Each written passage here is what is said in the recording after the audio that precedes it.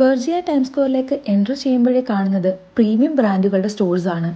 2003 ഈ mall open ചെയ്യുന്നത്. 1999 തുറക്കേണ്ടതായിരുന്നു ഇത്.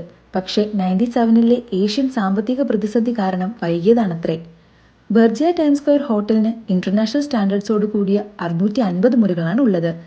മലേഷ്യയിലെ ആദ്യത്തെ വലിയ ഇൻഡോർ തീം പാർക്ക് എന്ന നിലയിൽ Berjaya Times Square theme park Malaysia book of റെക്കോർഡ്സിൽ ഇടം നേടി.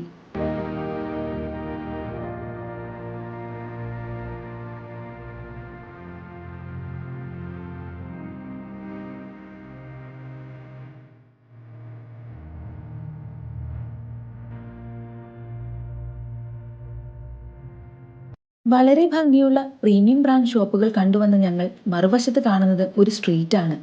മാളിനുള്ളിൽ സെറ്റ് ചെയ്തിരിക്കുന്ന ഷോപ്പിംഗ് സ്ട്രീറ്റ്.